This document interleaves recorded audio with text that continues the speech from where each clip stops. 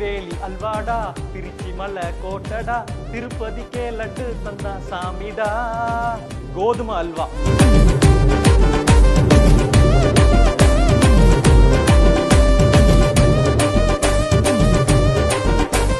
அல்வா வந்து சூப்பரா வந்து ரெடி ஆயிட்டு இருக்கு.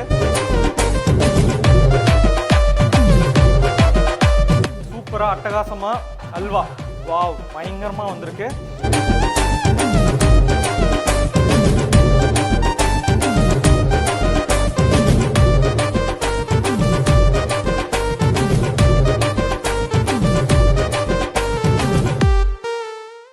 இன்னைக்கு நம்ம பார்க்க போற டிஷ் கோதுமை அல்வா.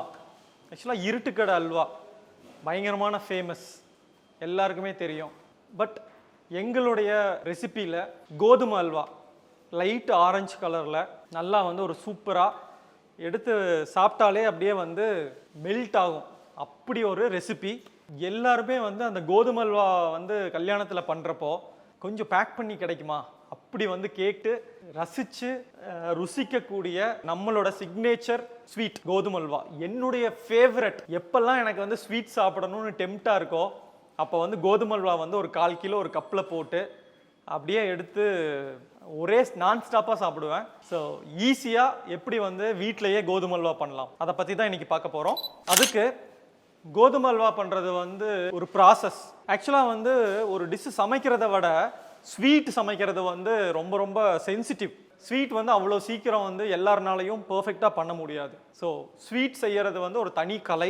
ஆக்சுவலாக இதில் வந்து 400 கிராம் சம்பா கோதுமை, முழு கோதுமையை வாங்கி 2 hours ஊற வச்சு அதுக்கப்புறம் வந்து அதை நல்லா வந்து கெட்டியாக ஒரு 2 லிட்டர் தண்ணி ஊற்றி நல்லா கெட்டியாக அரைச்சி பால் எடுத்து வச்சு ஒரு நாள் வந்து அந்த பால் வந்து நல்லா புளிக்கணும்.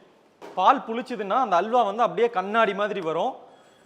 இதில் நம்ம வந்து கோதுமை வந்து ஊற வச்சு பால் எடுத்து வச்சதுக்கப்புறம் மேலே லேசாக தண்ணி வந்து நிற்கும், அடியில் கெட்டியாக வந்து அந்த கோதுமை பால் அந்த வண்டல் வந்து கெட்டியாக இருக்கும்.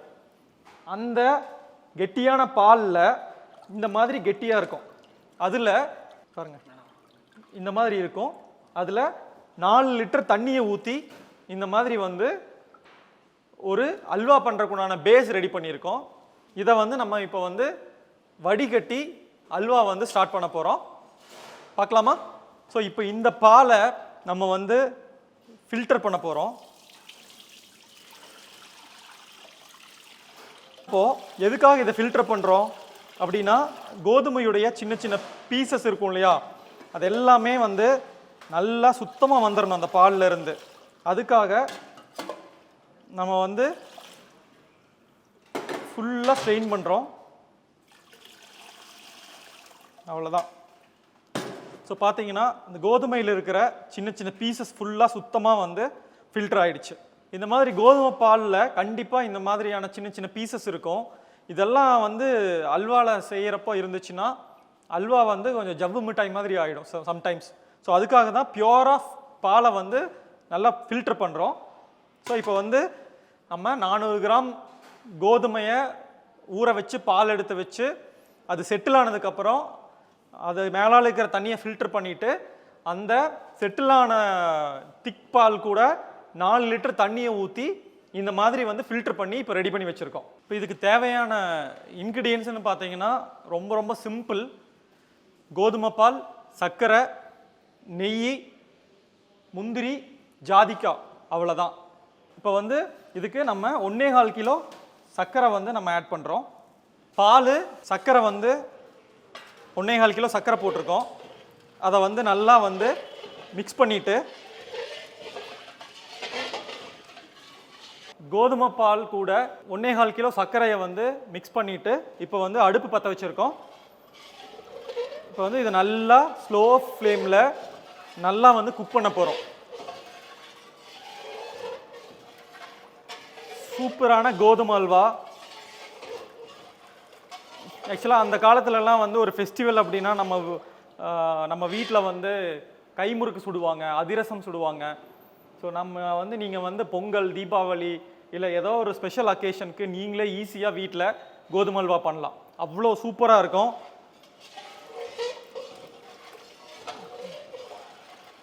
கோதுமை பால் சர்க்கரை ரெண்டும் சேர்ந்து நல்லா வந்து நம்ம இப்போ குக் பண்ண போகிறோம். இது கிட்டத்தட்ட வந்து ஒரு 45 மினிட்ஸ் இதுக்கு டைம் ஆகும். இந்த மாதிரி கனமாக இருக்கிற பாத்திரத்தை வந்து யூஸ் பண்ணணும். அப்போ தான் வந்து அல்வா வந்து அடி பிடிக்காமல் நம்மளுக்கு ஈஸியாக இருக்கும்.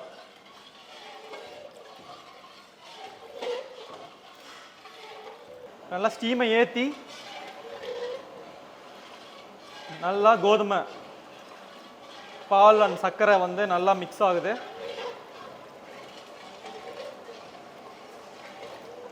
சர்க்கரையும் தண்ணியும் சேர்ந்து அப்படியே நல்லா கொஞ்சம் ட்ரை ஆகும்.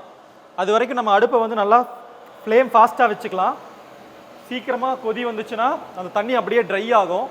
அதுக்கப்புறம் நம்ம ஸ்லோ பண்ணிவிட்டு நெய் சேர்த்தலாம்.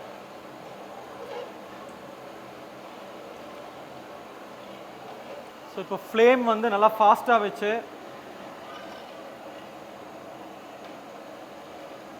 நல்லா வந்து அந்த கோதுமை பால் கொதிக்கிற வரைக்கும் நல்லா நம்ம கலக்கிட்டே இருக்கோம்.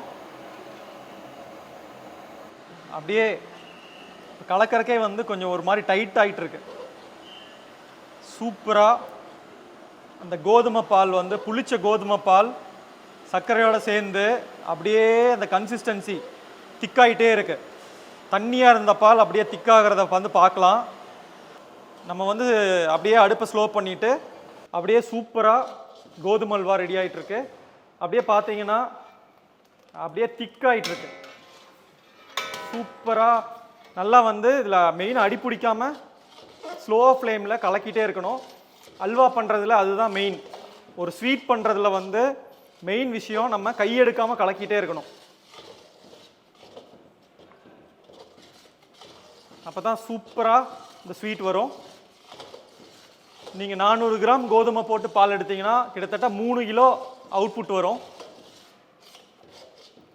உங்களுக்கு எவ்வளோ தேவையோ அதுக்கு தகுந்த மாதிரி நீங்கள் கோதுமை பால் யூஸ் பண்ணிக்கலாம். போட்டு ஒரு 10 நிமிஷத்தில் சூப்பராக அந்த அல்வா கன்சிஸ்டன்சி வந்திருக்கு. நம்ம வந்து அடியில் பாத்திரத்தில் உட்காராமல் நம்ம வந்து அதை ப்ராப்பராக வந்து கலக்கிட்டே இருக்கணும். இது மேலே தெரிச்சுதுன்னா அப்படியே கையெல்லாம் கொப்பளம் ஆயிரும். அந்த அளவுக்கு வந்து நல்லா பாயில் ஆகிட்டு இருக்கு. ஸோ ரொம்ப கேர்ஃபுல்லாக இதை வந்து கலக்கணும். ஒரு மேஜிக் பாருங்க, அப்படியே சூப்பராக அந்த கோதுமை பால் வந்து சர்க்கரையோட குக்காகி அட்டகாசமான ஒரு அல்வா ரெடி ஆகிட்டு இருக்கு.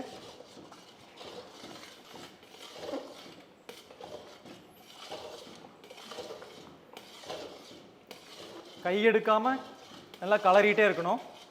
இப்போது நல்லா கொதிக்குது. சூப்பராக அப்படியே கிளாஸி மாதிரி வந்துட்டுருக்கு. நெய் வந்து 400 கிராமுக்கு வந்து நம்ம வந்து ஒரு 3/4 லிட்டர் நெய் ஊற்றுறோம். அதில் ஒரு 200 ml இப்போ ஊற்றலாம். அளவளவாக நெய் சேர்க்கணும். ஸோ இப்போது 200 ml நெய் சேர்த்துருக்கேன்.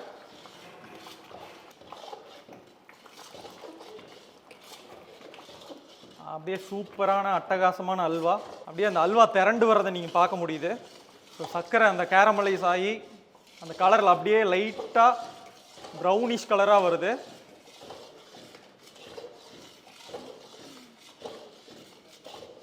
கொஞ்சம் ஸ்டீமை வந்து இன்க்ரீஸ் பண்ணியிருக்கோம்.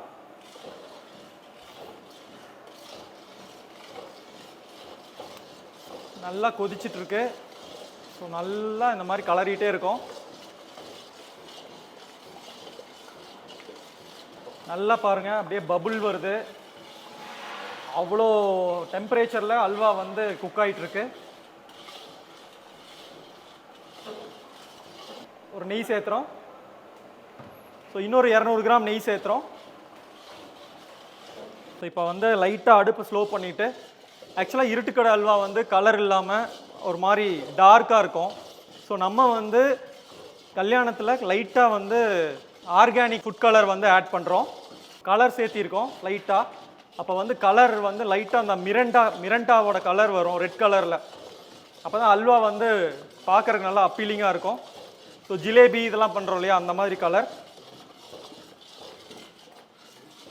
கலர் வந்து நம்மளுடைய சாய்ஸ். வேணும்னா போடலாம், இல்லாட்டி வேண்டியதில்லை.